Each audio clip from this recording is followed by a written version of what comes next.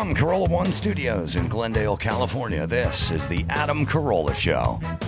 Adam's guest today, the host of Conversations with Coleman, Coleman Hughes. With Gina Grad on news and Bald Bryan on sound effects. And now, as far as he's concerned, ACB isn't a Supreme Court justice. It's just 3 grades he never got in school. Adam Carolla. Yeah, get it on. Got to get it on. No choice but to get on. You mandate you get it on, man. Thanks for tuning in. Thanks for telling a friend. We love that about you, right, Gina Grad? That's right. Handball, Bryan. Yeah. Yeah. Good. We should have a conversation with Isaac at some point today. Remind me. It's been a long time. Yeah. Yeah. No, but not now. Isaac. Yeah. Isaac, I need you to hold tight. What? Hang on, is what I'm saying. Sometimes. Well, all right. Well, let's make it one of the times that you just kind of hang on. I got stuff I want to talk about. All right. Well, it sounds like a coin toss whether Isaac's going to hang with us, but I'll soldier on. Anyway, we'll circle back to Isaac. No, I will. I'm gonna do it, Isaac. Just give me a second. No. I realized I realized my air conditioning is out in my modern car. And how's that even possible? I don't know. It's a brand new car. Something's up. The point is I have not driven this city with no air conditioning in a good 20 years. And really brings the tool tune thing home, doesn't it? Yes. Windows up, windows down. Yes. You really have to make the call. Yeah, I was driving down PCH the other day, and I had a tool tune. I was thinking of Gina. I wasn't going to bring it up, but I'll surprise you with it, Max Pata. Irene Cara, What a Feeling, yes. from Fame. Fame. Yep. Yeah, and I was listening to that, and I was like, No, wait. No, What a Feeling is Flashdance. Fame is I'm going to live forever. oh, I'm going to live okay. forever. Brian, that was a test, and you have failed. That was a test, and I failed. Well, I will say, Adam, Irene Cara, Flashdance, What a Feeling is it might be a Mount Rushmore tool tune. That is a wonderful pop song, but oh boy, do you want those windows up. Does she say... But she says, I'm going to live forever in it, right? She says, what a feeling, and I'm going to live forever. But the flash... No, I'm going to live forever is Fame. All right. Well, anyway, I have no air, and I forgot what it was like to drive across this town with no air. It is weird and hot and dry. It's dry. It's a little windy and hot and dry out there. I forgot about driving without air. I forgot about talking on the phone and then rolling the window down. You can't hear a fucking thing that's on the other line. And everyone who's on the other line, everyone who's talking to you gets pissed off. They don't like that. The other thing I realized as I just parked it at the Home Depot for an hour is when you jump in your car. I haven't had air. I haven't had no air for so long that I have this muscle memory of like I jump into the car and I go, oh man, it is hot. And I reach for the air. It does not cool off. Let me float this theory too. We got a couple of calls up there. People with their shopping carts. You know that move where you're at the Home Depot or you're at the Target or the supermarket and you bang someone's shopping cart or back into someone's shopping cart and they get all flustered about it. It's weird. It's like, hey, bitch, this isn't your car. You know what I mean? This is a thing made out of tin that has 2 million miles on it that someone was pushing around this place. And by the way, these are big 4-foot-long baskets on wheels that don't work that well, and the aisle is 6.5 feet wide. There's going to be cumbersome. There's going to be a little contact on occasion. You know what I mean? Like, if you ain't rubbing, you ain't shopping, like the great Dale Earnhardt once said. And I'm like, all I'm saying is, shit happens. You don't have to be surprised and put off. You know what I mean? Like, huh? What? What's going on here? It's like, I'm shopping. You're shopping. This is a piece of shit. I have my own piece of shit. They made contact. I didn't fucking come over and kick in the side of your car door. No, and you're absolutely right about that. The other one is when some floozy wanders off from her cart and goes and shops down the aisle. And I have the audacity to move her cart over. Oh. Again, they treat it like it's their property, that I'm stealing their dog. It's like a fucking sovereign nation. Like they Yes. claim that cart in the name of Spain, and God Yes. forbid you got to get to the deli meat, so you back it out 3 feet when they've abandoned their cart, and Excuse it's me, like, I'm using that. Someone's using that. Excuse you. It's like it's a weird anal thing with the shopping cart. You don't own that shopping cart. Yes, Brian. You were talking about context the other day. Where is there more context than a place filled with shopping carts?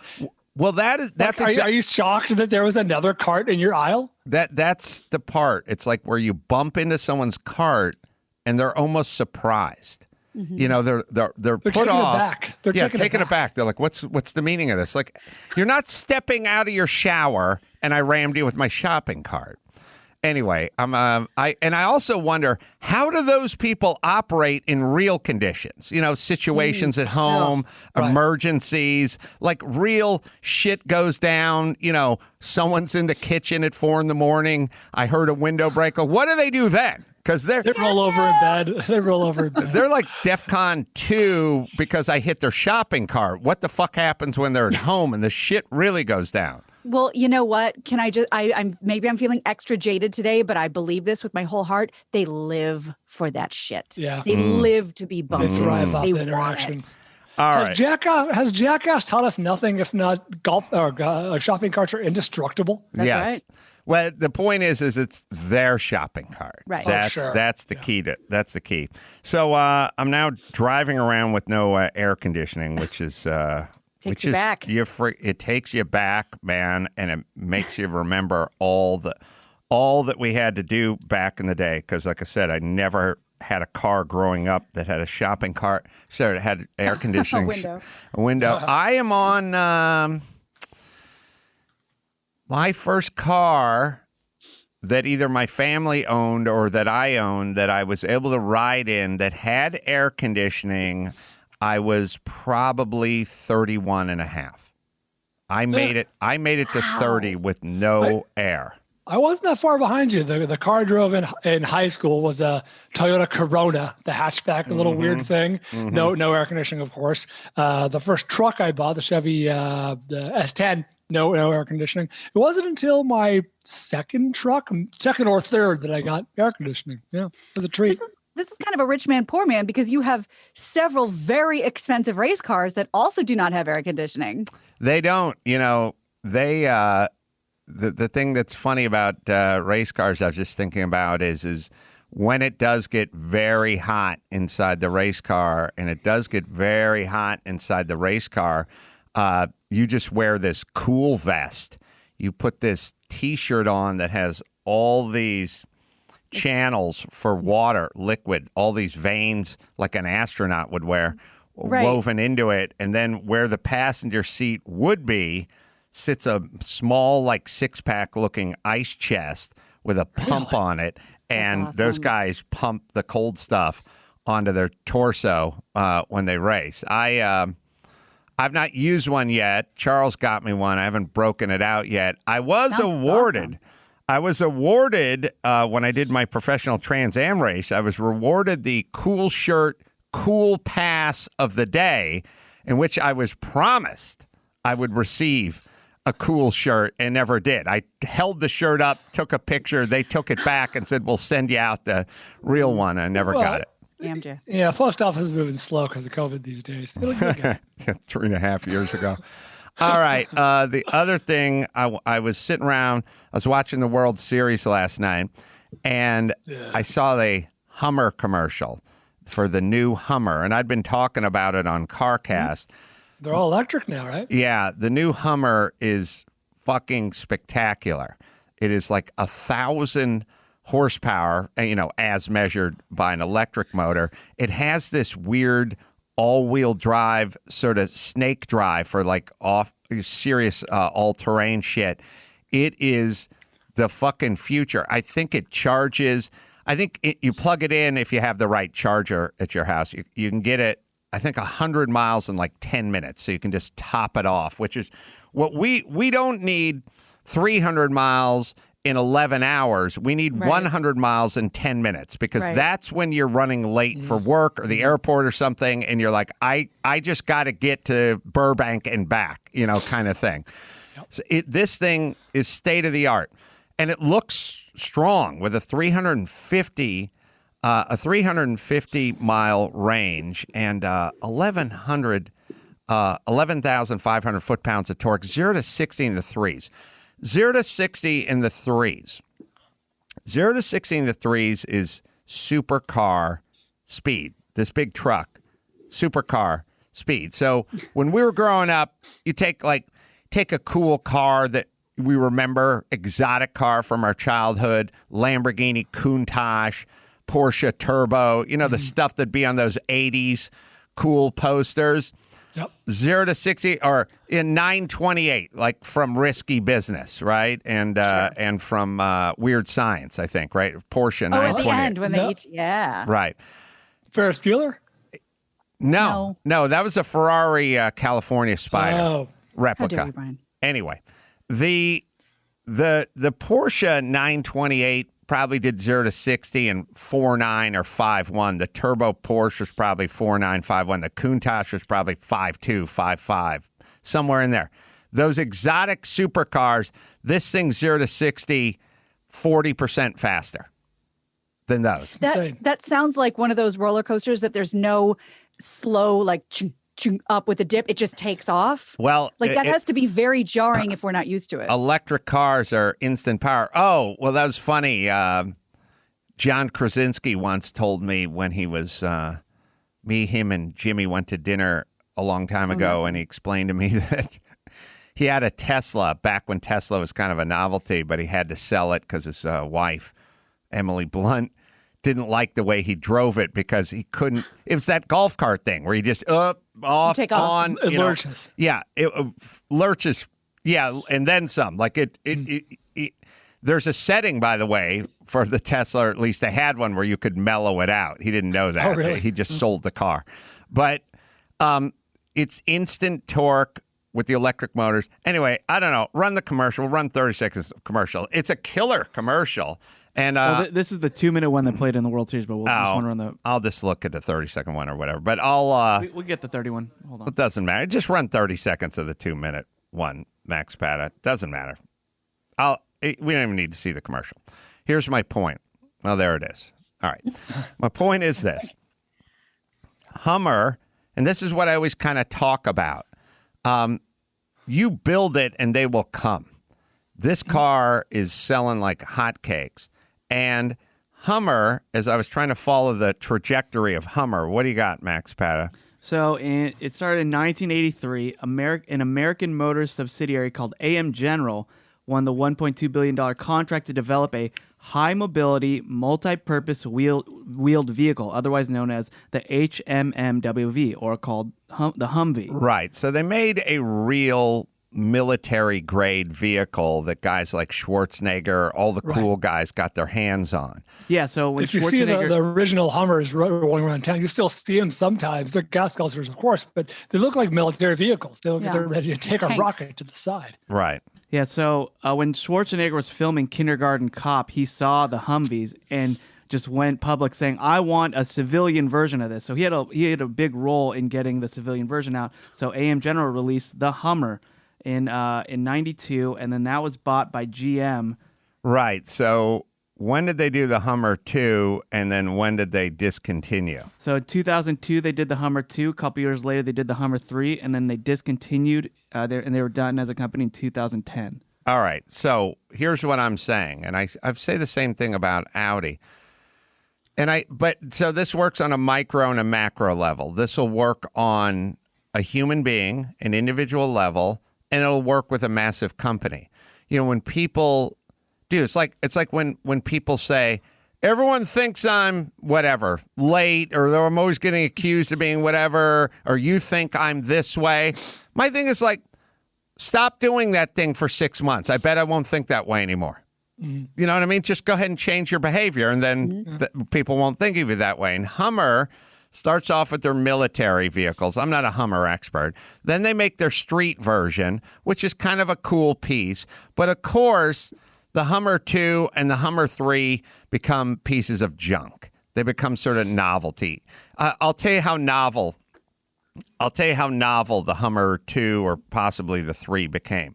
One of the things about the Humvee was, and it seems bizarre to design, but if you look at the Humvee military vehicle, you'll see a hose going from the center of the hub on the wheel, where the lug nuts are, down into the tire, so that you could sit in the car out in the desert, in the sand, and you could put air in the tire or release air from the tire from inside the car as you sat there.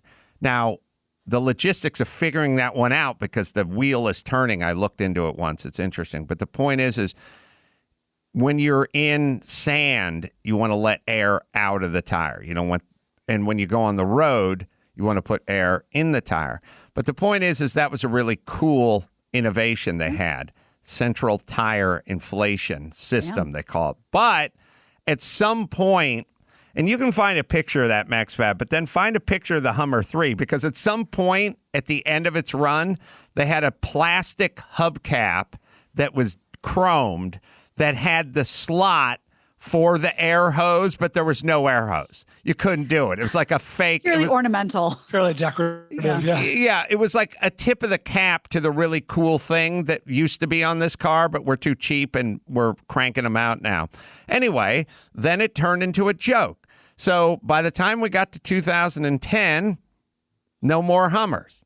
They joked themselves out of the business. The competition was too stiff. People started to realize what it was. The novelty had worn off.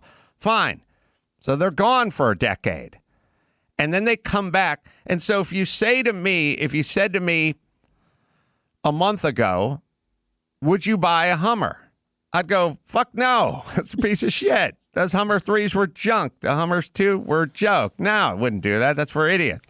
Then I see the commercial. I talked to Matt. And you're like, does it have air conditioning? Right. I talked to Matt, the moderator, about what this thing does. We talk about the specs, and I'm like, I'd fucking buy one of those. That's how fast. That's how fast it is. I'm not discriminating against Hummer.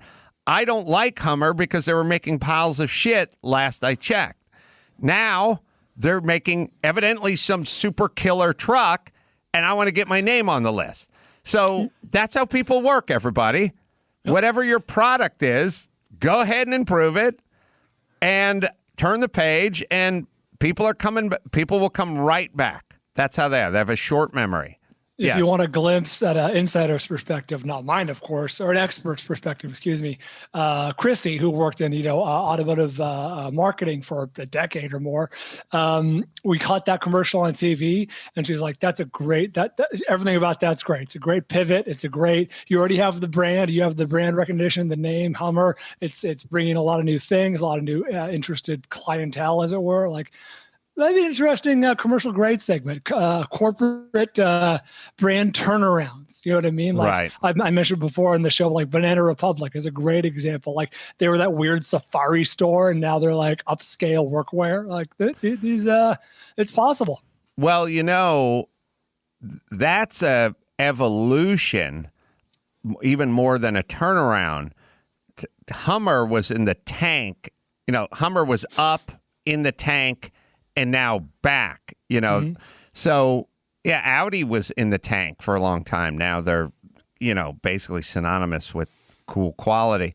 All right, Max Pata, you don't have to run it, but it's a cool spot. And they used which Led Zeppelin song? Run it, and Dawson will tell us. It's Sorry. the Immigrant song.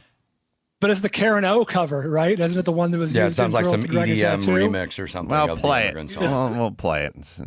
I got to see this. We'll put, that one's in the 30-second spot. Guys, go ahead. Just play the fucking thing. I don't care if it's 2 minutes or 30 seconds. The real revolutionaries. That's LeBron James doing the VO. So says Max Zapata. The ones that change the game forever. Understand that strength is never enough. Evolving. I wonder how much he got paid for that. Imagining. Seeing the world not as it is, but how it could be. Here it is. That's how true greatness is realized. Good cover. That is how you change the world. they squander. A lot of times they clear a song and they just kind of squander it, but this one works. All right. Anyway, it's a killer commercial. It's a killer commercial. Short movie. It's really good. Yeah. I was disappointed when the World Series came back on. I was like, "Where's the rest of the Hummer show?" Get back to the action. Hey, I have to say it because, on that note, I have to say this because it's movie related and I'd be remiss not to. That cover song has existed for a while. It was, if not written for, used in the opening sequence to The Girl with the Dragon Tattoo, the movie a couple of years ago with David Fincher, and it's one of the best opening title sequences ever. That song is the star of the show. All right. Yeah, that version was 9 Inch Nails. Like, it was designed by Trent Reznor and the guys from 9 Inch Nails. And because they did Karen the soundtrack to all David Fincher's movies. Right. Anyway, quick yeah. car question. Whatever happened to the probe? The that was Ford like, probe. Yeah, The that Ford was like probe. the mid '90s or whatever. I mean, all the cool people I knew in Kansas City had a probe. What happened to the probe? Call it Uber X. You'll get a Ford Probe within 5 tries. Was that a bad car, or what was up with that? It was sort of modern. It was like the first modern car that Ford had made that really had a sort of modern styling. It wasn't a very good car. It was just it wasn't the boxy kind of old school, grandma's, Lincoln or LTD or, Ford Crown Vic. It was smoother and cooler. I thought they could have sold a lot more units if they did the probe with the big vein pinstripe that just went right over the hood and over the roof, give it a real phallic kind of a feel. The probe. The girthy probe. That's right. All right. So got some calls up there. We got a Rich Banks song, huh? I don't know what the theme of this Rich Banks song is, but got an Probably offering. flattering. Got a got an offering from Rich Banks. Yeah, and it's based off of a lot of your TV watching.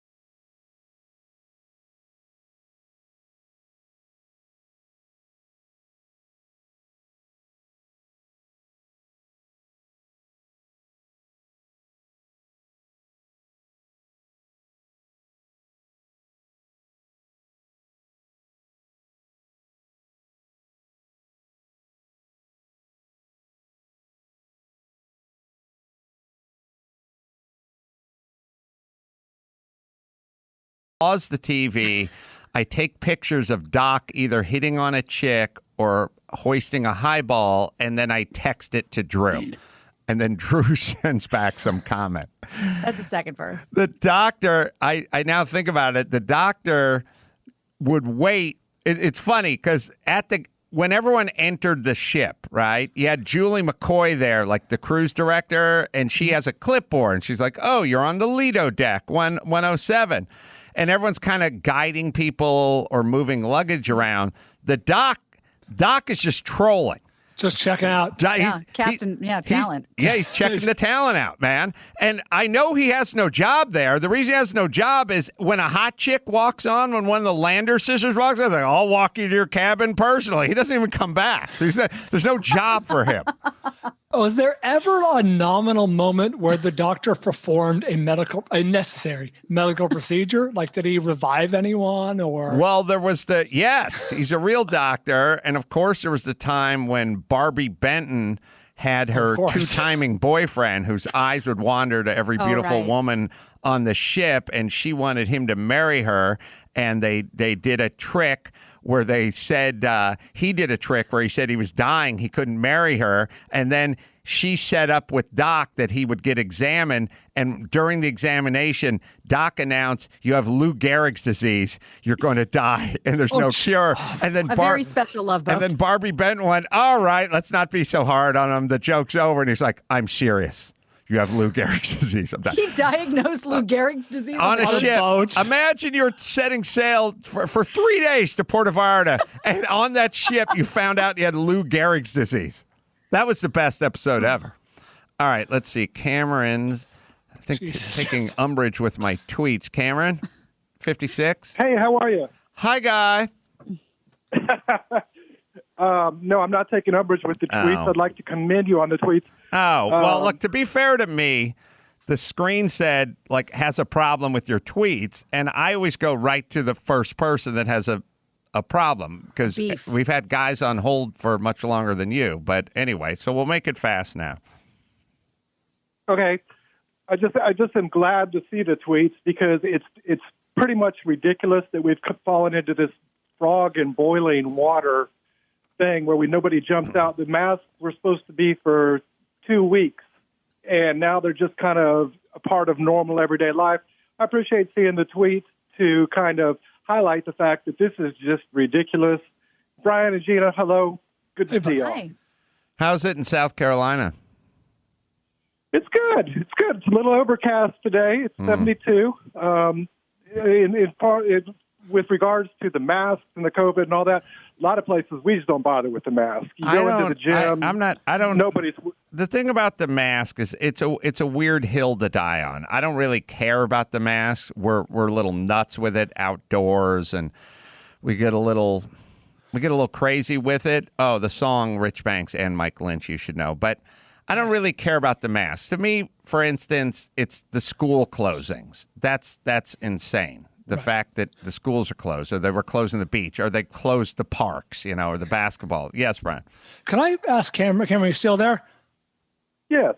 Okay, I want to ask you, I posited this a couple of months ago, I guess, and I really do believe this. Cameron, for those of us amongst the population who aren't buying the mask thing and aren't wearing the mask, why not, anti-maskers, why not just wear the mask for a month, 2 months, and if we don't have any improvement, then you can laugh at us forever. You can you've won, but why not just give it a shot and see if it works? Because from what I hear from the experts, I'm making air quotes, is the more people can get wearing masks in public, the better off we're going to be, and the better off our numbers are going to be. Why not just shut all the experts up by wearing the mask for a couple of months? Yes, Brian. I think I've heard you mention that kind of a sentiment before. The 2 or 3 problems with that. The first one is the mask is a big symbol of conformity. Okay. God. So regarding so are pants, you idiot. So are seatbelts. I'm sorry. So are seatbelts. So are pants. So are clothes. Well, regarding the fact that, or I'll draw a distinction between mask and pants, but keep going. Please. Yeah, I mean, when you put a thing on your face to disguise, well, not disguise, but it's a symbol of conformity. You also mentioned that the sciences, so forth.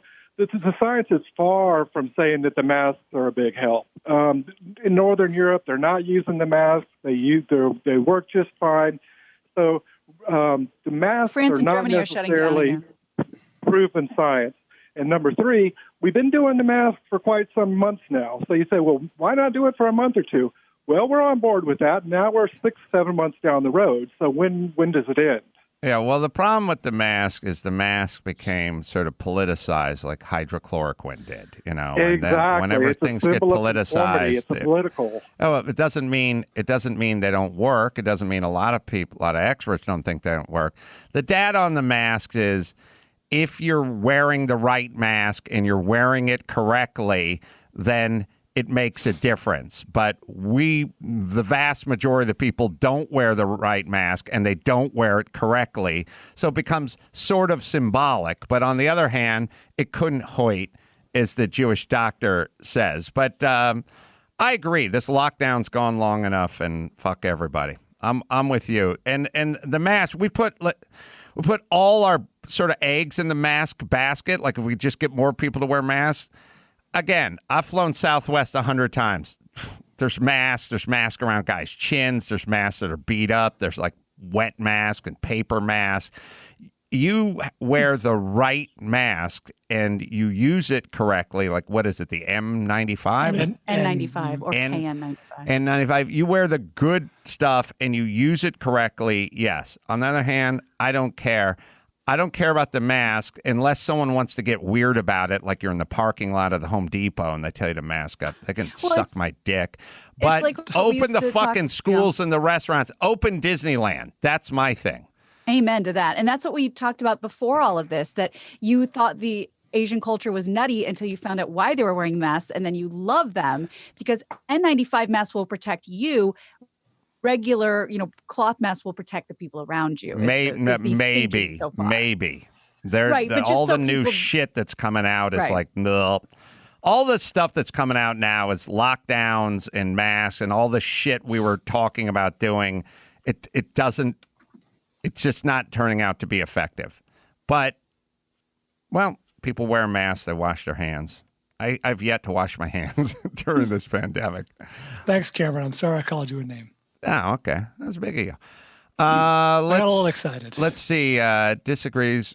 Well, also, a lot of people have invested a lot of time in a lot of protocols, and it's now weird to go back on those protocols or maybe realize that some of the activities were unnecessary. Like I have friends where I go, why don't we go out and get a steak in the parking lot of the Parkway Grill in Pasadena? And they go, I don't know. And I'm like, you don't know. What don't you know? What they're doing is they're coasting to a stop or something. Like they were so whipped up about it that it's hard to get them off it now. I've eaten in 1,000 parking lots and flown on 1,000 flights. You eat off parking lot floors anyway. That's right.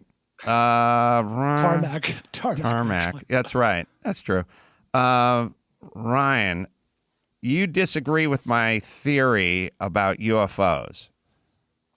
Yeah. So the other day, you were basically proposing that the people that aren't interested in the UFO talk are the narcissists, and I think it's the complete opposite. I think the UFO people are the narcissists for a couple reasons. Oh, hold on. Just to be clear, my theory was from age 7 to age 17, it was nonstop UFO talk. Are they out there? They're hiding it. We got to find out whether they're UFOs or not. People are obsessed with it. And now seems to be some credible evidence that there are UFOs and no one gives a shit. And the news doesn't give a shit and the people don't give a shit. And I wasn't saying because only the narcissists don't give a shit. I was just saying we're now so wrapped up in our own shit, we're no longer looking to the skies. Everyone is staring down at their phone rather than looking to the skies. And when we talked about UFOs, we talked about in every movie where they found a UFO, the president would be like, the people can't find out about this. Right. If they found out about this, society would break down because we had a society. We had a group of people to break down. Now we're all islands. We're all just little individuals. And the UFO, well, it doesn't have to do with me. I'm staring at my phone. That was my thought. Go ahead, Ryan. Yeah, I mean, I think that's true as well. But at the same time, over the past 30, 40 years, as we've been able to have these high-definition cameras in our phones, the evidence, like you said, that there's evidence of UFOs, but I don't know if there's actually evidence of UFOs. There's evidence of videos and lights in the sky, but so UFO stands for unidentified flying object. I think there's lots of evidence for unidentified things. Well, there's Navy pilots filming with their, dashboard cams in their cockpit have have video of things doing things no man-made vehicle could do, and they're clearly made. They're not organic. It's not a seagull, and it's moving in ways that we couldn't construct. And I'll include the Chinese and the Soviets as well. So I don't know what conclusion you draw, but does seem like that's a UFO. Go ahead, Brian. I've heard versions of this, which is we have so many cameras and everything at our disposal. Why isn't there more proof of this? My rebuttal that is anything alien or whatever that is capable of interstellar travel is certainly capable of cloaking themselves or having some sort of ability to not be detected. That would seem like it would be correlated. I like what you're saying. Shapeshifters, lizard people. That's exactly what I'm saying. We invented a stealth fighter 30 years ago, Right, and we can't even get to another planet with the person. We can get to a moon with a big fucking deal. Like, we can't even get to another planet. Right, and the stealth fighter wasn't Wonder Woman's plane, but we have cloaking now with our aircraft, with our puny little brains. So you do the math. Andres, is that Andreas? it? Andreas? Sorry. Andreas, sorry. Unless it's a typo. I never know. Andreas? Two Andreas. Yeah, this is Andreas. What's going on? 30, Hey, San Francisco. Yeah. Yeah, I'm a structural engineer, and I talk to contractors a lot, and I gotta tell them, oh, we need to add blocking in this wall. And sometimes I tell them, then they don't do it. But if I tell them, or they don't do it right, if I tell them the purpose and what we're trying to do and why we're doing it, then my success rate is much higher. And I think you have trouble using that strategy. I hear you complaining about talking to your workers, like, oh, get all the ladders, and then you hang up, and then you just leave. And I think you would have a higher success rate if you tell them the purpose of what you're trying to tell them. Well, y'all, I was thinking a lot about this. I'd probably do a segment on it with Kalen at some point, but I move a lot. I put a lot of stuff. I have a lot of stuff put in the back of my car. Okay. And I say every single time, wipe it down. Wipe it down. It's stuff that's sitting outside, gardening tools and stuff like that. It's just dusty and weird, and it's weird and dusty. And I go, wipe it down. You got to wipe it down, and then you throw it in the back of my truck.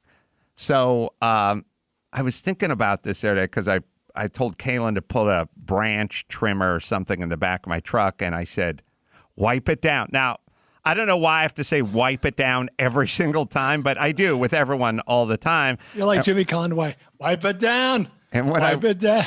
When I opened the back of the truck to get it out, there's this huge, dusty, cobwebby thing that was on the handle part of it. And I thought, Kalen can't do this. But then I thought, why? What is that?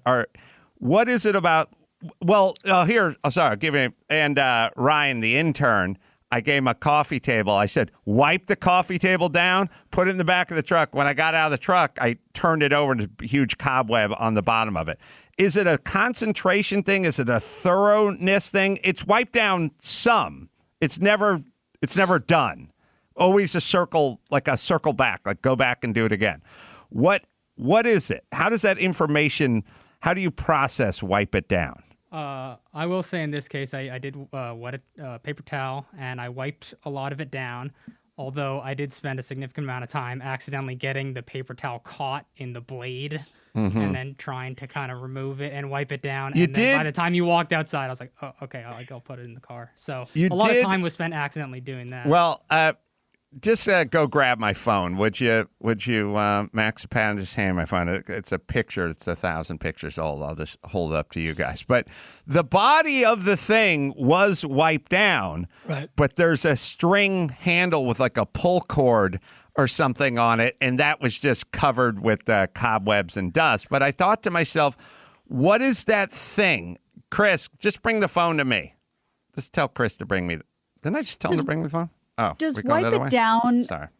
Does wipe it down imply a sort of fast and loose way as opposed to clean it off? I'm wondering if it's a semantics thing. Yeah, what's the difference between wipe and clean? I'm curious. I don't know. Are you asking me? Yeah. No, I'm genuinely curious. Well, that's what I'm saying. Like, I'm wondering if someone was like, here, Gina, grab a plate, wipe it down and give it to me. I would spend less time on it than grab a plate, clean it off, give it to me. Like, maybe it's a semantics thing. I'm just trying to answer this question. It's people. Okay. There's a couple things going on. A, people don't care that much. Okay. Yep, I agree. It's always my $10,000 rule. If I said to you, wipe that thing down, if I fucking pull that thing out and there's dust or cobwebs on it, I will hold the $10,000 I was going to pay you. Well, then everyone would nail it, right? Sure. Think about it all the time. Okay. Well, if that's possible, I mean, if you have that in you, that's on the table. Well, it can be done. We know you can potentially do it, right?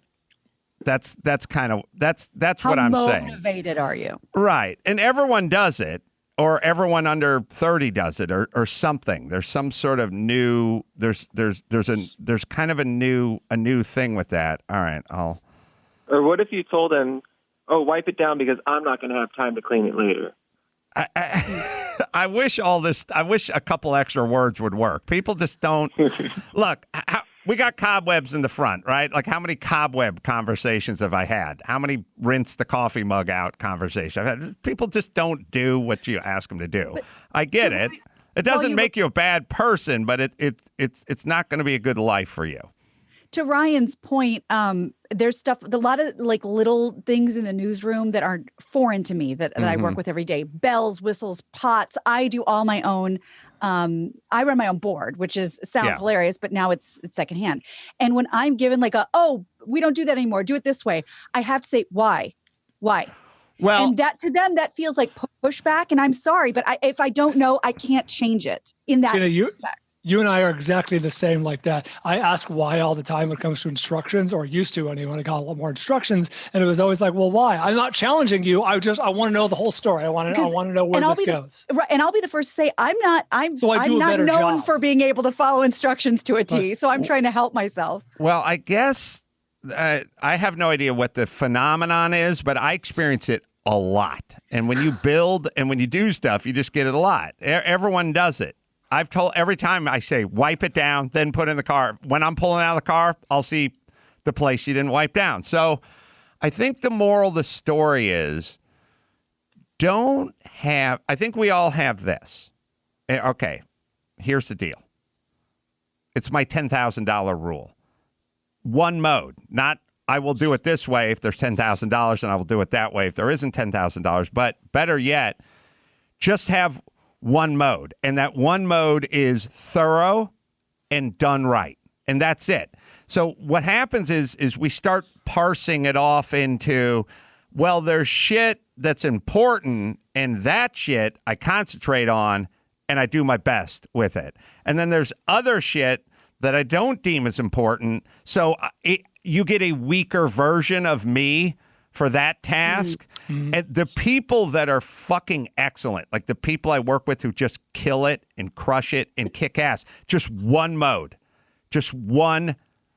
they just have one fucking mode. Like that's kind of how Jimmy Kimmel is. Jimmy's like, it doesn't matter if he's writing a fucking greeting card for an intern or preparing for the Oscars. It's like the one mode. He has the best, he wants the best shit he can have. And then you just become kind of synonymous with excellence. And the thing that people notice the most is when you're really thorough about the shit most people don't give a shit about. That's actually the shit everyone gives a shit about. Everyone's good at that. You know what I mean? It's like it's the little stuff. And it's also, sorry, one last thought. Sorry. It's about being present. I know it sounds like I'm talking to you, Ken. I'm talking to everyone. You got to be present. You have to be present. If you're not present, so you'll be present for the important shit, right? You'll be present. So it's like you're doing something fine or some finish or something that's, intricate or something. You'll be super present for that. You're having sex in your boss's bed. Right. You got to be You're there. Very present. Strive for excellence. But if you have a switch where like, well, this is important and this isn't. First off, everything somebody who's paying you tells you to do is important. Treat it that way. Treat it as everything. Anytime the boss or anyone above you or anyone is signing your check, there are no minuscule things for that person. Anything they say, treat it all as exactly the same. Treat whatever the most intricate task would be with the most mundane task. Treat them all the same. All right. You know who embodies that? The person we know who embodies that? AV Ed. He comes over, if I need something done, or he installed a new TV for me last week, and he charged me some nominal fee, but I assume he does a great job. I's are dotted, T's are crossed. It's always as though a super high-end professional job was done. I know. He came to my house. Gary just popped his head in because he came to my house. I'm trying to set up my Apple TV. I'm not going to throw AVN under the bus, but when he was working on the TV or doing what he did, some nominal stuff, he turned the sound all the way down.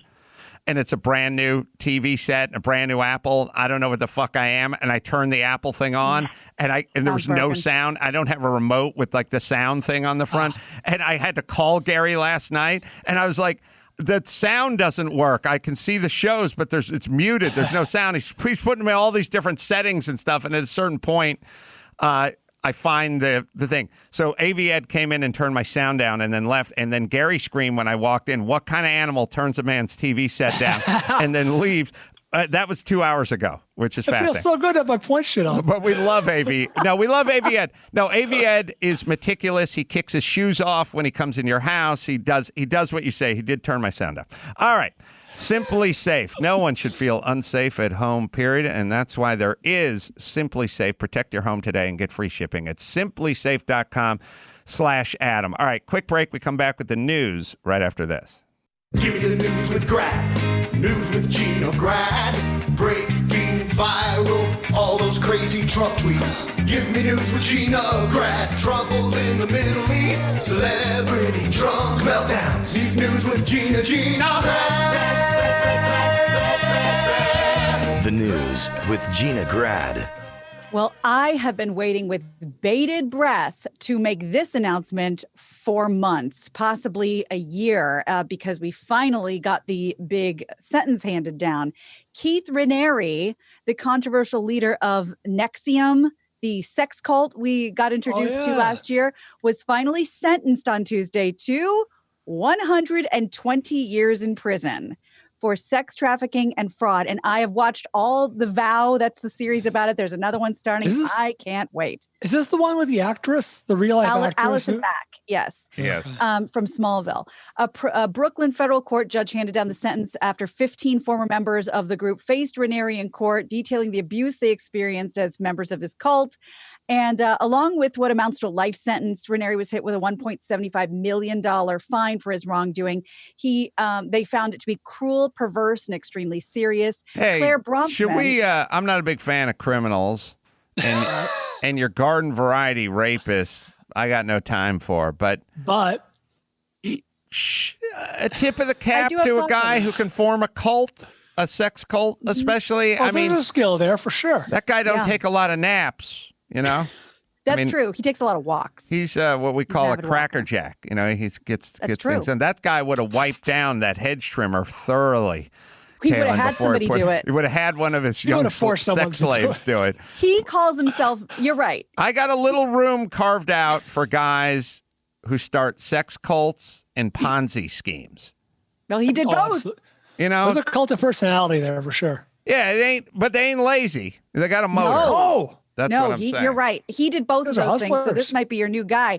And he's kind of Nebusha looking. Oh, he started a Ponzi scheme too? Okay, so first he was in this other business, and I forgot what it's called, but it's essentially a multi-level marketing scheme. And then he's like, abandoned that. He made millions, and then it went broke because it's a Ponzi scheme. And then he started Nexium, which was supposed to be the self-help workshop, but it ended up, so under Nexium, I watch way too much of this show.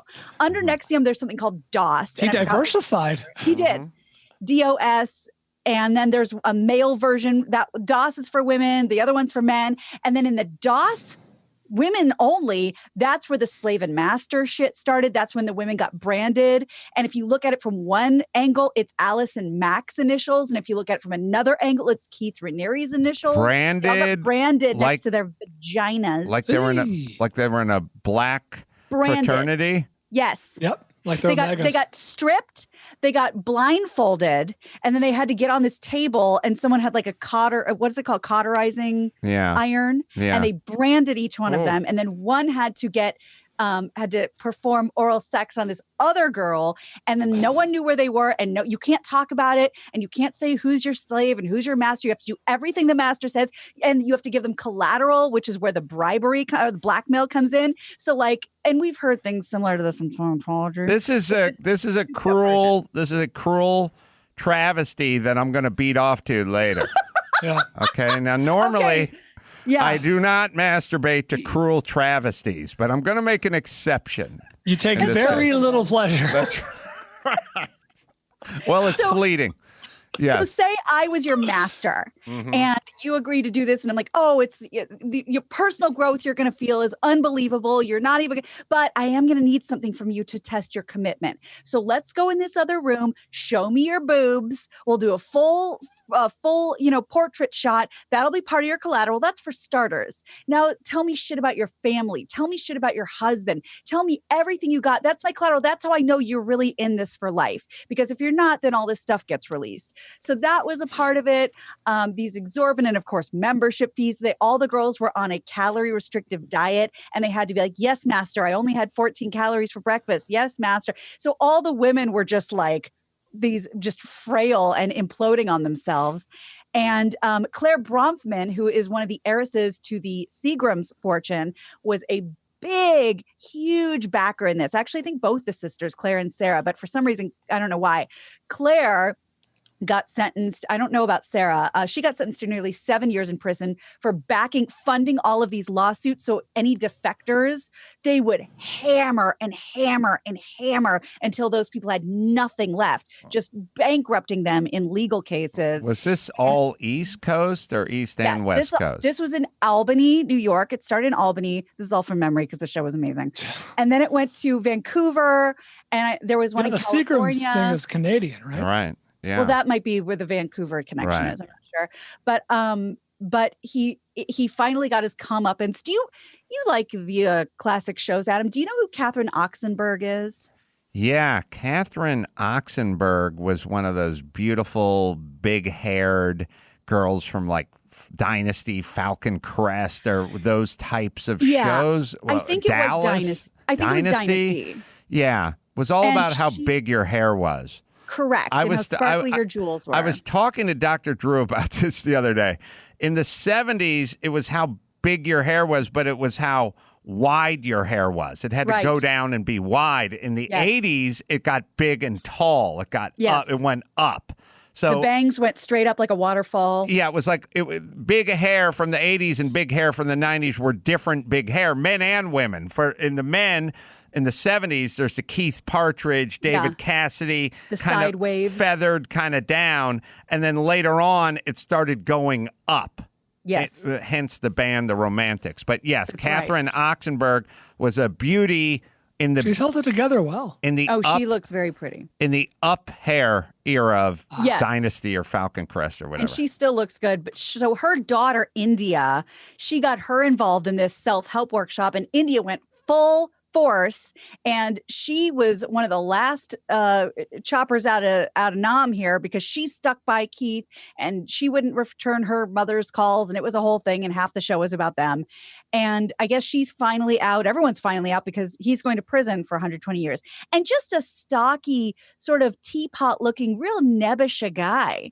And it's somehow, always the Koreshes of the world. You know what I mean? It's always the Jim Joneses of the world. But that's the thing. There he is. And that's when he had his long hair. They even had the Dalai Lama meet him. Yeah, please.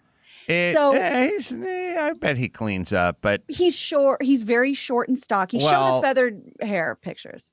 The whole thing about this stuff is you got to fly under the radar if you're starting a cult. You can't go in there looking like Dolph Lundgren. You know what I mean? You're drawing too many eyeballs. It's always the person you least expect. That's how they roll. How does And that? How does the vagina branding go? I mean, for the new boyfriend. You know what I mean? I'm glad you brought that up. Oh, Coachella, 2014. But So- I was high. That was a big part of the story. So Sarah Edmondson, I think her name is, she's one of the big stars of the series. And her husband, Nippy, which I don't know what that's short for, what the nickname is. He is also in the cult, but he's in the men's cult. And you were supposed to keep this from everyone. And she's like, how am I going to keep this from my husband seeing this branding next to my vagina? Like, just do your best, try. And he finally saw it. He freaked out, as anyone would. And now you're literally branded for life with this dude's initials on your hoo-ha. And you're not even in the NFL. That's correct. This is And brutal. nothing to show for it. Nothing to show for it. All right. Let me hit okay. Geico real quick, and we'll move on to the next one. You want to save a bunch of money on your car insurance? You go with Geico. Go to geico.com. Spend about 15 minutes. See just how much you could be saving, 15% or more on your auto insurance when you go to Geico. That is geico.com. Find out just how much you could be saving at Geico. What else, Gina? Well, as you know by now, the Dodgers beat the Rays in the World Series Tuesday night, but not before Dodgers third baseman Justin Turner was removed from the game during the 8th inning, which everybody found very odd, very mysterious. He was just out, and it's not like he was doing a bad job. After the game, it was announced that Turner had tested positive for COVID-19, and they just pulled him. It was MLB's first positive test of the playoffs. Turner was immediately removed from the game once the positive test results were known in the middle of the game. So he had tested the day before, That's and weird. it came back inconclusive in the 2nd inning. And that was according to ESPN. Once the lab completed running a test from Tuesday, MLB was informed Turner tested positive and immediately was taken out of the game. He came back on the field afterward to take a picture with the team, hold the trophy, take pictures with fans. He said he's asymptomatic, felt fine, no mask. And, I think it was a cover your ass situation by the MLB. I had heard that they've discovered it in, I think, the 3rd inning, but, He was too hot. It's it's not Super Bowl. He was The due World up. Series. Yeah, I think you can turn your head the other way. Also, baseball is the worst for COVID because it's the biggest spitting sport there is. The guys Oh, are yeah. constantly they do that weird roll the saliva and it out thing. It's A lot of obnoxious. aerosol. Oh yeah, I mean you're just doing. They literally sit in the dugout. So baseball is a sport that you have a lot of downtime and there's a lot of what ifs and kind of superstition and there's a lot of stuff in baseball. And I played football and I played baseball, and I can tell you in baseball, you just sit in the dugout and you think a lot, like who's going to pitch? I hope he throws me fastballs. I hope this next pitch is a fastball and not a breaking. There's a lot of weird stuff, and it's a super high pressure thing. Like especially obviously in the World Series, like you picture Hurry up and wait. You picture yourself sitting and standing in center field and like a towering fly ball going back, and are you going to muff it or whatever?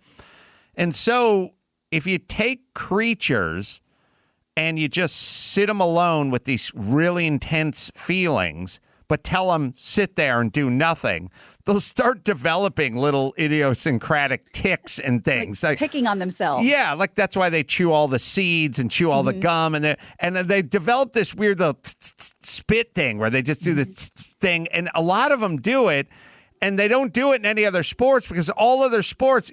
You couldn't do it in hockey. You're like on the ice, and a crazy Russian guys just checked you into the boards. So they all have this weird spittle thing. The Dodger who does the most of the spittling he's good looking. He's got a beard. I'm trying to think. He's a real matinee idol kind of guy. Not Cody Bellinger, but the other player. He's in the. I haven't followed it that close, but he's a good looking bearded guy. He just sits there and does it. It's not even spitting. It's just like a weird little stream. Yeah, it's like a little gleek or something. Jock Peterson? I don't think No, he it's doesn't Jock. I think you're talking about Taylor. Taylor? Yeah, the guy's black bearded guy. Anyway, see. he does that. He's nice looking, and then he spits Easy, all Gina. over you. Gina's into Well, sports all of a I sudden. would think that I got into sports with Edelman. Oh, Edelman? Yeah. Yeah. And Garoppolo. Now you're I don't even know what teams they're on. Yeah. So, and I think because it was Edelman was on Jeopardy. That's how. I know. But you'd think baseball is the best because when you're on the field, you're alone. Yeah, you are. But then everyone piles into the dugout and starts spitting on each other. Yeah, makes sense. So Newark, New Jersey Mayor Baraka has announced more measures to address their second wave of the pandemic in Newark. They're going on a bit of a lockdown again. They are closing non-essential businesses nightly at 8, so it's a curfew, requiring restaurants and eateries to end dine-in as they were doing, requiring beauty salons, nail salons, that kind of thing to be open by appointment only. Gyms and health clubs have to close for a half hour each hour for sanitizing. That goes into effect now, and they'll reassess on November 10th. Germany and France both announced a new lockdown, but this is interesting and something I think you'd at least find to be somewhat of a fair compromise. Closing businesses, doing the lockdown thing again, except for schools. Schools will remain open. Well, kids aren't really affected by this. So it's the last place we should be locking down. And by the way, the schools that are open here in the United States, has anyone heard of a school kid dying from this thing or anything? No. School? No. Okay. I've been paying that close attention, but no, I've not heard about that. Well, you wouldn't need to pay attention if that shit happened. That's a good point. That'd be CNN. That'd be a fucking birthday and Christmas and Thanksgiving for CNN if some 9-year-old just died from COVID at school. There were a couple teachers that have, but they didn't get it at school. They got it in different places. So like they'll run the headline, like 3 teachers die of COVID. Yeah, they're teachers, and just like plumbers could die of COVID, but not while they were cleaning a sink or a drain. Sorry. Mm-hmm. I would love to get your thoughts on this. The only other thing that seems to be different than what we're doing is in Germany and France, schools can remain open and you can go to work, but people can also go to visit sick people at, home care, nursing homes, that sort of thing.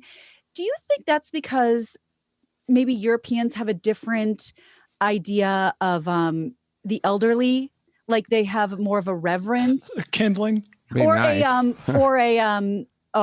an appreciation for quality of life, because I can tell you people in that situation right now have no quality of life. Oh, I mean, you're dying and all you want to do is say goodbye to your family and you can't physically see them. Did we find the guy with the beard, Max Spada? I thought we already figured it out. We didn't figure it out. It could be Chris Taylor. Well, but Gina wants to see a fucking picture of the guy with the beard, right? Why? Well, throw a bone. So I just was wondering if it was a cultural thing that maybe they are like, look, we're weighing our liability and our assets here, and it's important for these people to see their families. I concur with that conclusion. All right, let's bring it home, Gina Grad. You got it. I'm Gina Grad, and that's the news. Gina Grad. That was the news with Gina Grad. Ooh, all right, we're gonna select a picture select a picture where he looks handsome, and then we'll have made our point, and we can get on with our lives. Let me tell you about Simply Safe, right? Simply Safe home security. Take care of business with Simply Safe. Go to Simply Safe, 2 I's, simplysafe.com/Adam. There he is. Yes, there he is. Worth it. It's a good-looking dude, right? Sure, very. Yeah. Fucking Ryan Reynolds in a Dodgers jersey. Dodgers helmet. But he does the spittle move. Always a turnoff. All right, we're going to take a break. I'm going to talk to Coleman Hughes, and we'll do that right after this. We are recording live on stereo. Coleman Hughes is our guest. He's on the blower. He's a writer and opinion columnist, a 24-year-old young black man. Good to speak to you, Coleman. Good to be here. We were speaking about it yesterday on the show, what's going on with the police and police shootings and the black community and the news, and how the news is inflating everything and driving, agitating everyone. And I know you've written about a lot of this, and I know you've discussed a lot of it.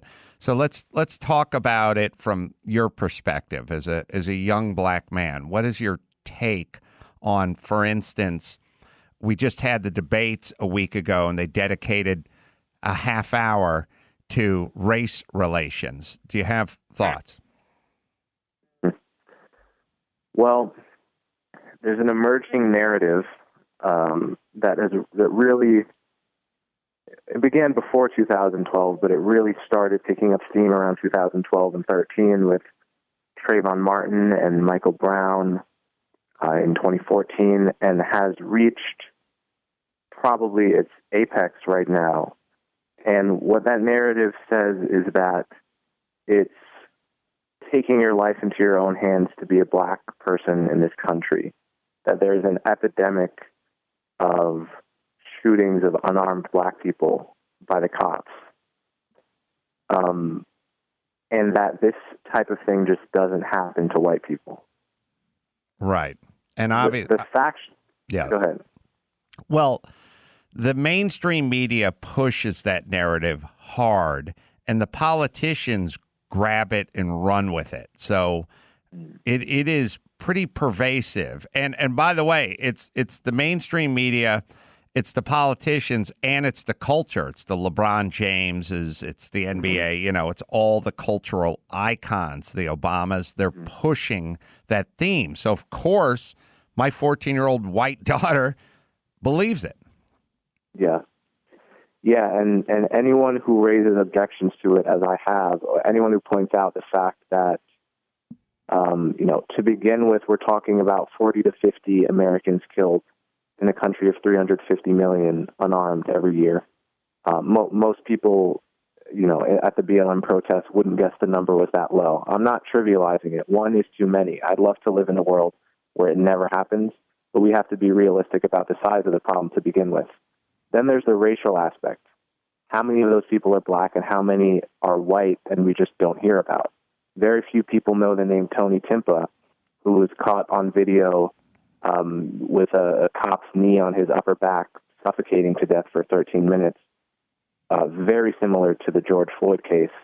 And, it's on YouTube and it has views, but most people I talk to don't know the name.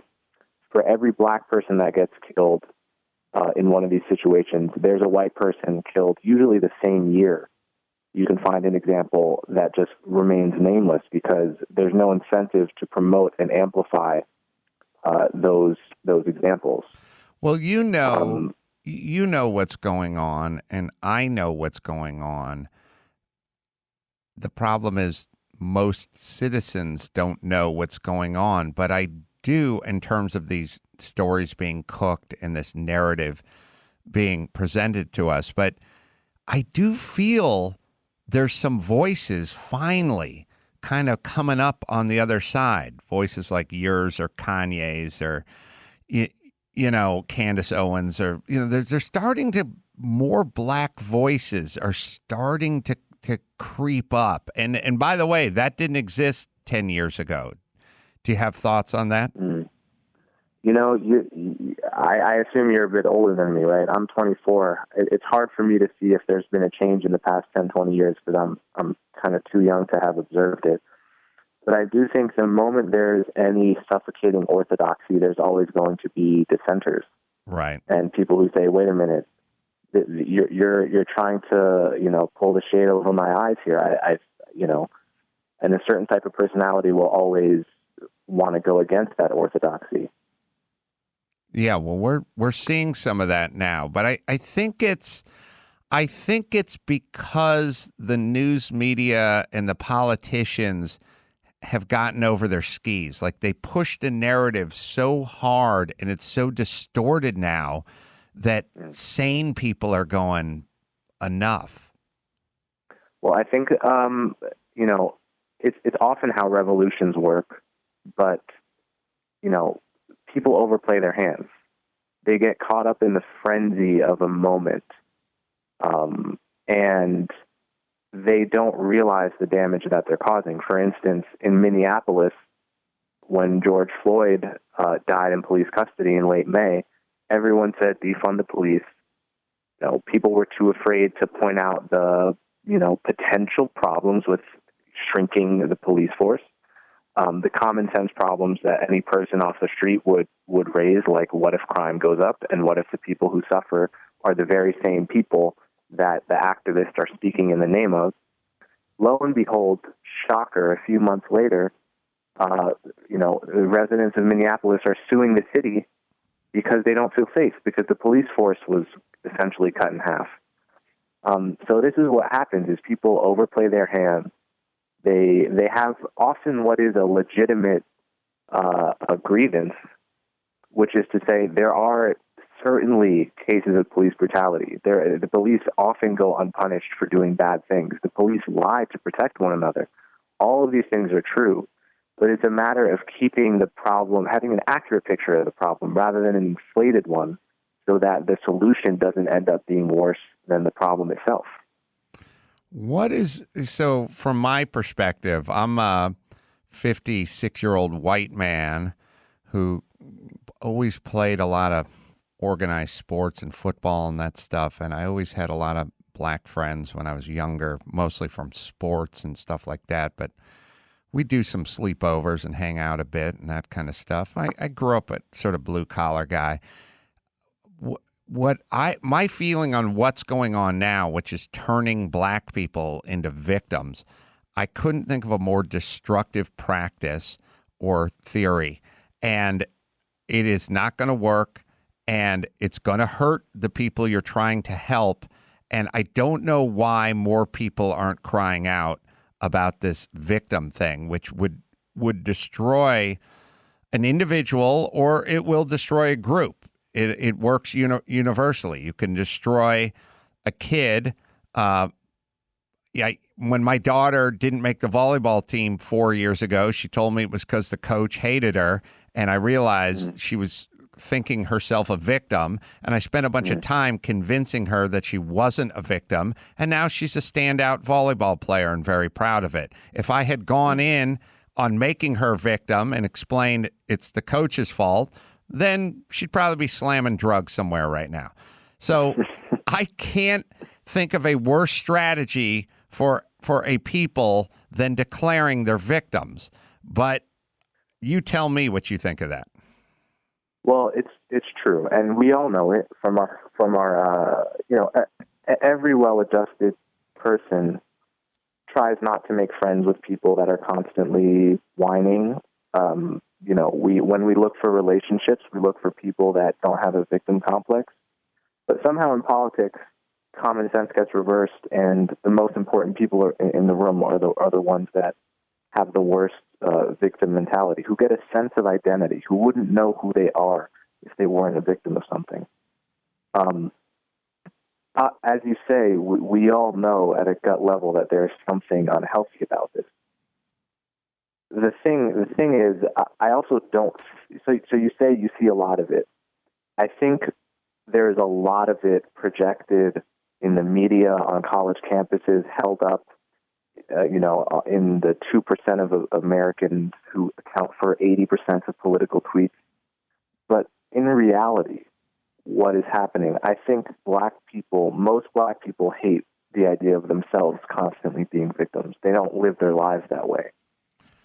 And most black people who are not activists or elitists or journalists dislike constantly being cast in the role as a victim. And that, 538.com, which is a pretty rigorous and respected sort of nonpartisan polling website, as far as I understand, released an article last week that said Trump's support among young black people, say 30 and below, has gone from 10% to 21% in the past 4 years.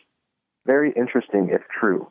Yes. I don't know if it's true, but if true, what I would attribute this to is probably an undercurrent of people who you are not really likely to hear from if you're watching TV or on social media, who are kind of, and black men in particular, who are kind of sick of the constant racism victimhood talk. They want to be successful in life. They want to, conquer whatever their life goals are. And the whole attitude of constantly pointing to the ways in which the world has harmed you, while those things are totally real, and black people suffer racism and disproportionately, is all true.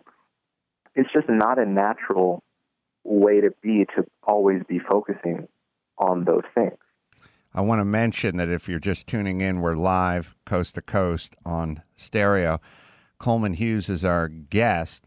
I was talking to Dr. Drew the other day, yesterday, in fact, about something like voter ID, like this notion that black folk or percentage of black folk can't get their hands on ID, and that thus is voter suppression. And that's got to be the most insulting thing you could say in 2020, that somebody didn't have access to an ID. If any one of these people who ever leveled that charge, if their teenage daughter told them, oh, we can't go to Hawaii for vacation this summer, I don't have an ID, they'd yell, what's wrong with you? Go to the DMV and go get an ID. This is nuts. Would any of those people tolerate it with their own family members, not having an ID in the United States in 2020? It's an absurd and insulting premise, is it not? No, I agree. I mean, is the idea that, like, black people never buy a bottle of wine or get beer from the liquor store, or any of the various mundane, everyday things that we all do that require an ID? I mean, my God, it's pretty patronizing. I would say that in 2000 and almost 21, in the society and the culture that we've established, especially with all the heightened security everywhere, it would be practically, you would cease to function. You could not function in this society without an ID in this era. Mm. And the thought should be, if these people don't have access to IDs, then we got to get an ID mobile and drive it out to them and get them IDs.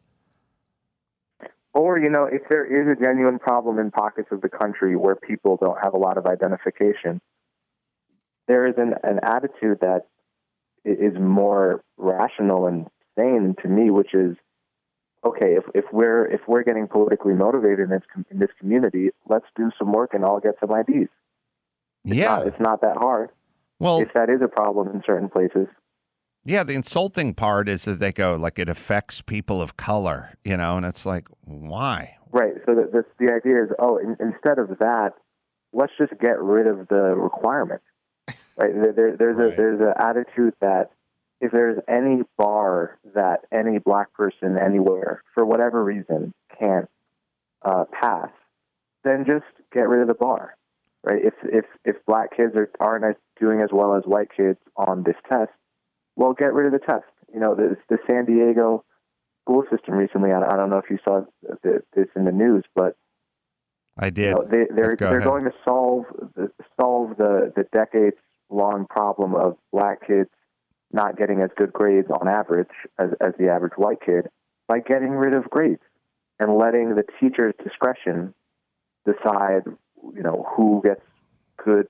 I hesitate to say grades, but good feedback. Of course, it's a bit internally contradictory, because if you're going to say the whole system is racist, then aren't the teachers' subjective opinions racist too? But they don't think through it very much. And what they essentially want to say to black people is that if you're not doing as well on average as white people, we're just going to, not even tilt the scoreboard in your favor anymore, like affirmative action. We're just going to get rid of the whole game. Well, it's first off, how does that help? How could you help a group? If let's just say you had a gym class and you had a fat kid, and the kid was too fat when they did, this is going to date me, but they used to do something called the rope climb. They had ropes up in the gym. And so the kids, I did that. All right, you scurry up the rope. But the fat kid is having trouble making up the rope. He can't make it up the rope because he's fat. Okay, the answer isn't take the rope down.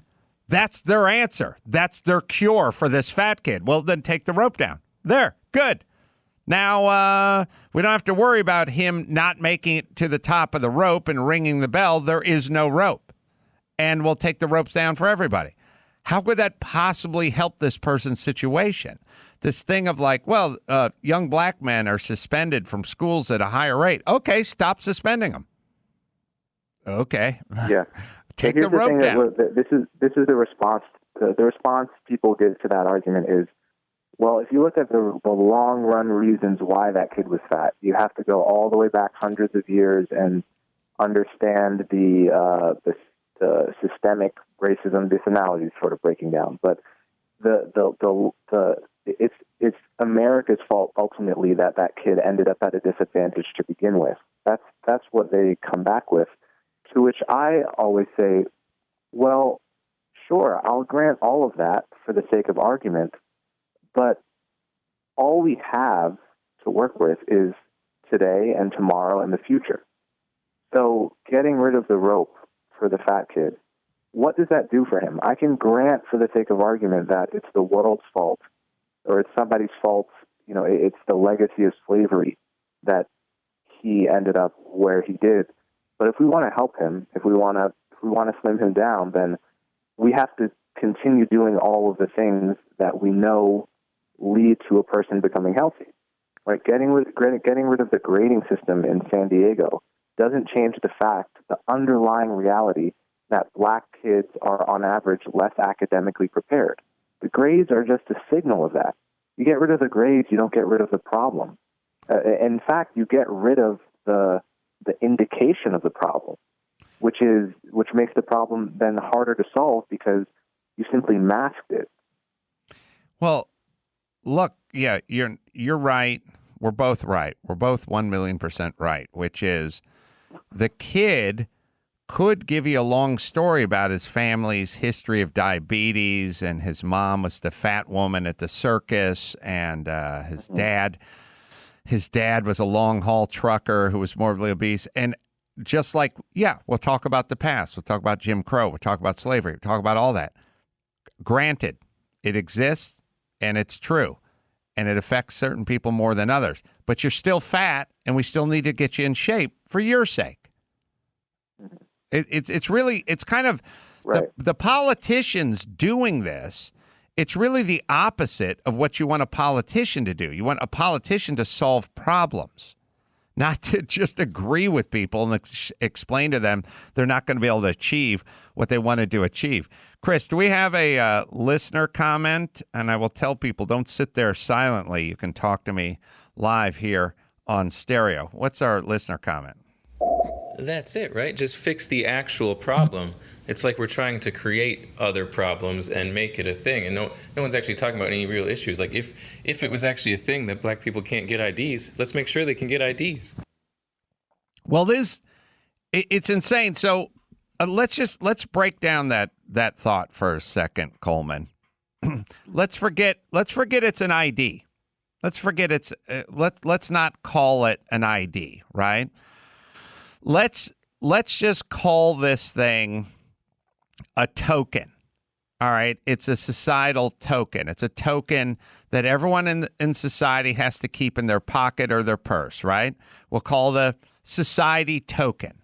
And with this society token, you can fly, you can go through airport security, you can buy liquor, you can check into a hotel, you can get into a building. You go to Manhattan, you can't get into one of those commercial buildings without this. If a policeman pulls you over, he needs to see the token. Every bit of our society revolves around the societal token that everyone needs to have on them. Otherwise, they can't participate in society. Then some bureaucrat, some government type, some politician says, well, all right, let's vote. And if you vote, you have to present your token. And then the other side says, wait a minute, what about the people without tokens? And you go, well, how many of those people are there? And they go, there are many, and they're black. It's disproportionately black. And then that person says, let's get rid of the voter ID rules. Well, if that person was a problem solver and that person was trying to help the people they represent, they would immediately have all their focus on how do we get those people tokens?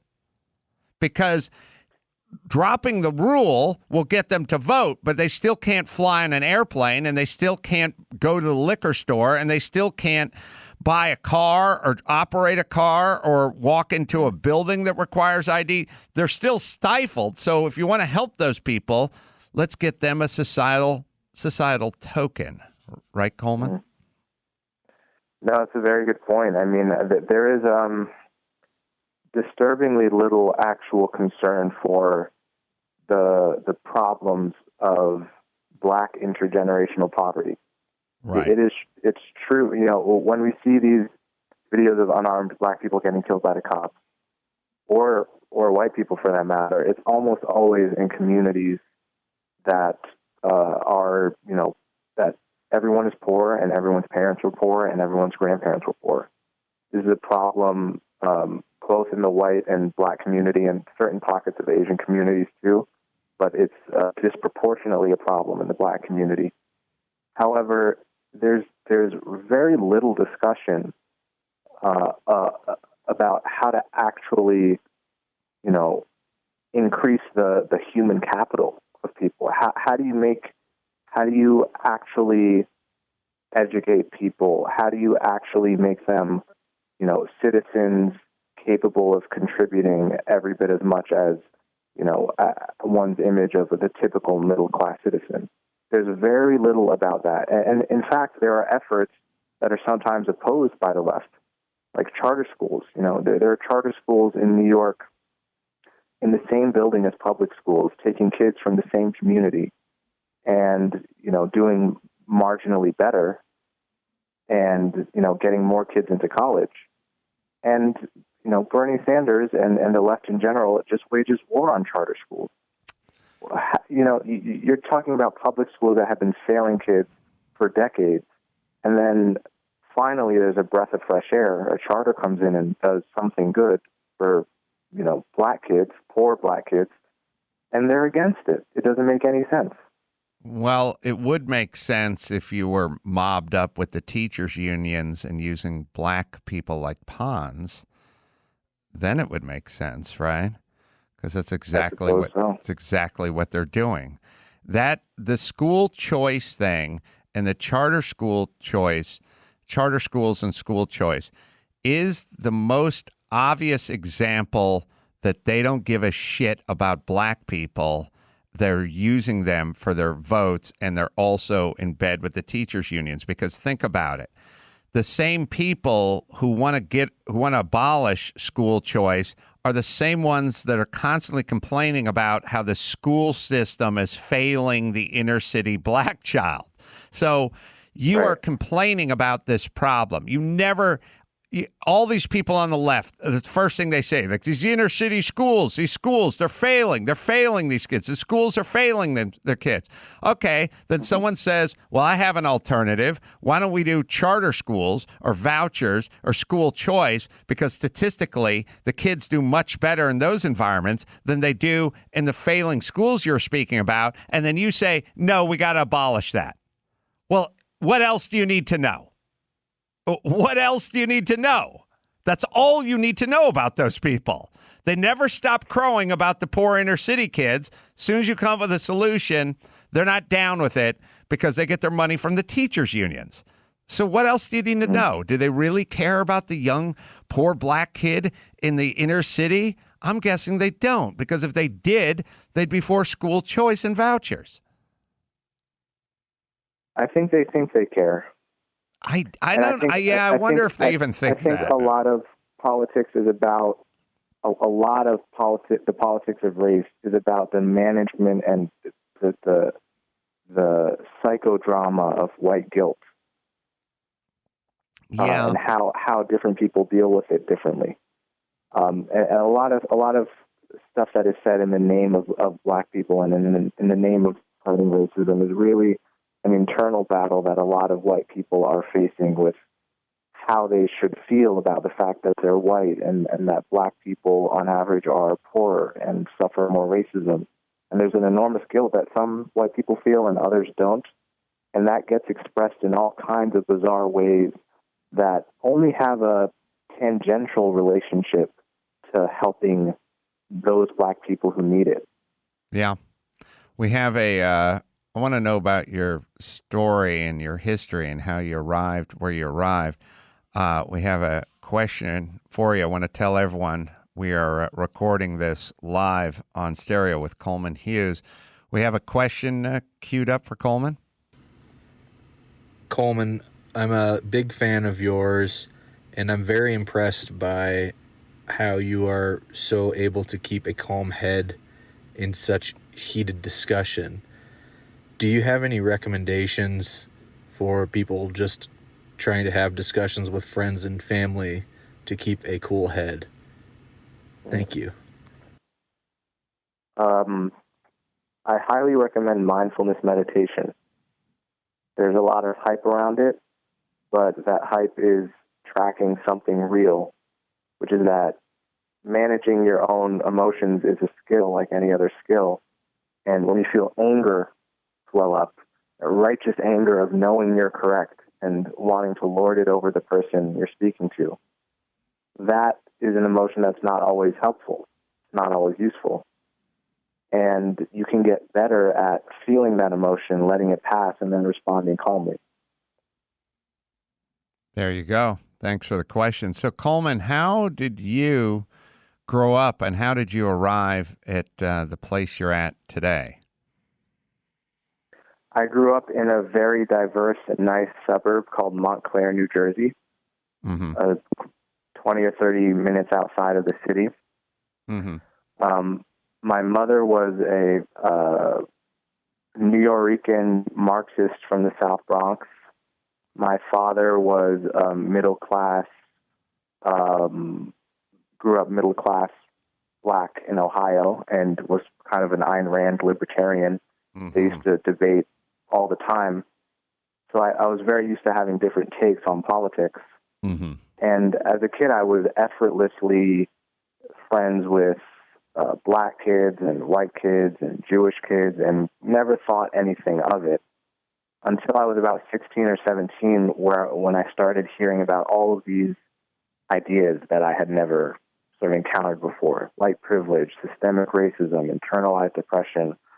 And I sort of realized my blackness was in this ideology. My being black was this special thing, this thing that made me powerful, and unique.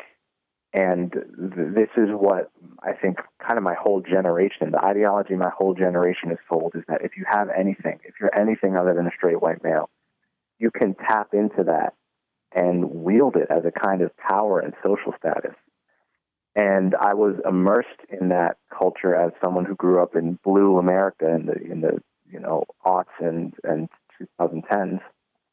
And I just came to realize how disturbing and unhealthy the whole dynamic is. It sets up a strange inverted hierarchy. Instead of trying to fight white supremacy with the kind of colorblind anti-racism that I lived as a kid, it tries to strangely invert all the hierarchies of the past and say, as Douglas Murray put it, women are equal but also somehow better.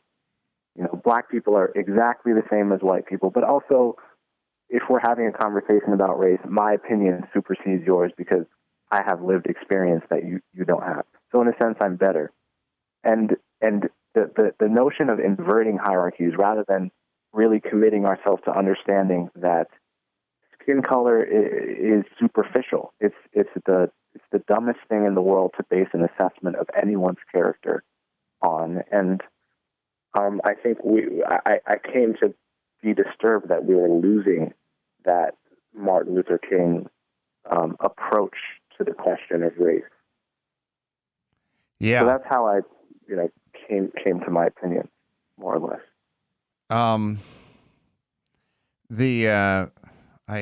I worry. I really do worry about this new sort of racial world we're living in, at least in our country, and how we've somehow decided that the best cure for racism is to never stop talking about it. you know, it always makes me laugh when people talk about we have to have a dialogue about race. It's like that's all we do. That's all we do is talk. What do you mean we have to have that?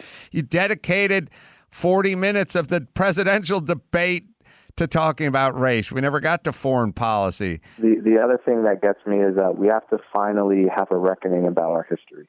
Right. I was watching Roots in 5th grade. I saw Roots when it aired originally, and I watched all. Was it 8 parts? I think it was 8 parts. Either way, I watched it. I watched it live. Yeah. Yeah. Right. So I'm not saying that one textbook in Texas didn't call slaves immigrants, and I'm not saying that's not messed up. I think that stuff. America is a huge country. Right. There are enormous differences from location to location. That's one difficulty about this conversation.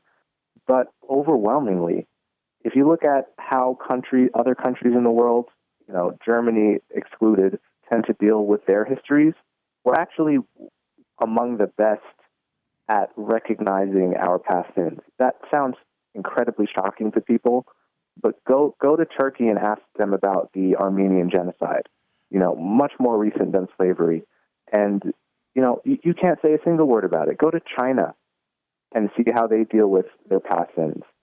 In America, for better or for worse, and it's not to say we're perfect, it's the type of country where you can have a roots. Right. You can have a book like People's History of the United States be a bestseller in the 80s. Right. You can have the 1619 Project. And there's a lot of stuff to criticize in all this. But the mere fact that it exists in the mainstream suggests that we're actually pretty open to talking about the past, and we do quite a lot of it. Well, we have a 2-term black president finish as one of the most beloved figures in our country, and then explain to us why our country is inherently racist with his wife, who's the second most popular person in the country. It's condescending. And yes, it doesn't exist nearly to the extent that the news agencies and the Obamas and everyone else try to make it out to be. But, I was thinking about all of this white fragility business and all these idiots having to show up to everyone's corporation and separate people and explain to them what a microaggression is or about white privilege or whatever. I'm curious to get your take. If I was a black employee of this company and the middle-aged broad came to the company to sit everyone down and explain to them why white people were bad, I would be wildly uncomfortable with that as a black person. I would feel it was condescending. I feel it was strange. And I would also feel like people would be looking at me differently after this symposium. Oh, yeah. I mean, I think a lot of black people, if they encounter the whole white fragility trope, would instinctively either not understand it or be kind of repelled by it and ask the obvious question, so what does all this have to do with helping black people? Because it seems, as I said before, like it's a lot of, controversial, novel, and strange ideas about how white people should feel about themselves and flagellate themselves or not. But, the whole, her one of her arguments is that if you and I are talking because you're white and I'm black, there's a whole range of normal behaviors that you should not exhibit in this conversation, like withdrawal or argumentation or pushback. You're literally not supposed to, on her view, argue back with a black person on the topic of race. Well, and if I call you a racist right now, she says it countless times in the book, there's only one acceptable response, which is enthusiastically agreeing with me. And if you don't, then you're exhibiting white fragility. Well, I'm not.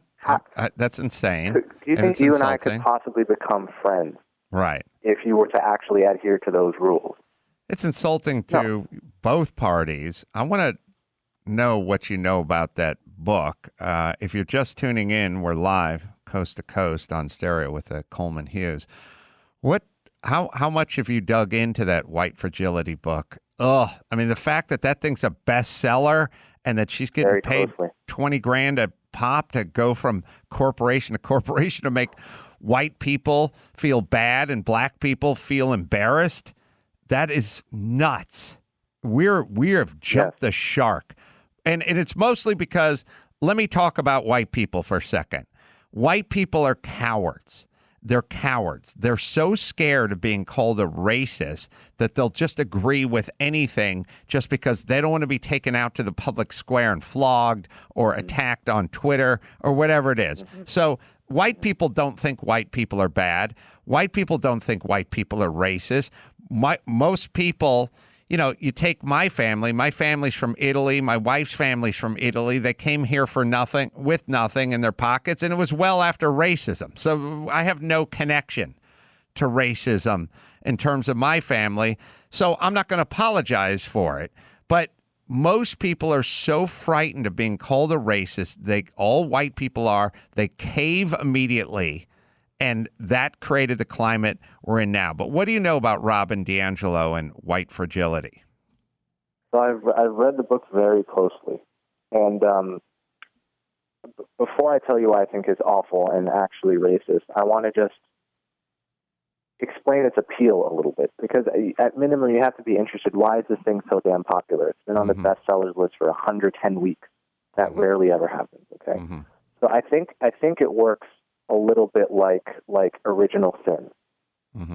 As you say, white people are terrified more than almost anything else of the idea that they might actually be racist or that they might be accused of racism. And so what DiAngelo does, which is kind of brilliant, is to say, yes, you're racist. You are racist, but it's not your fault. Society created you racist without your consent. You couldn't have been built otherwise. Very much like original sin in the sense that God created you a sinner. You're a sinner already, and it's not your fault. There's something very soothing about that to people because they feel like they're not being let off the hook, but they kind of are. And that's how she hooks white people. And then once she's hooked you, she jams this critical race theory down your throat.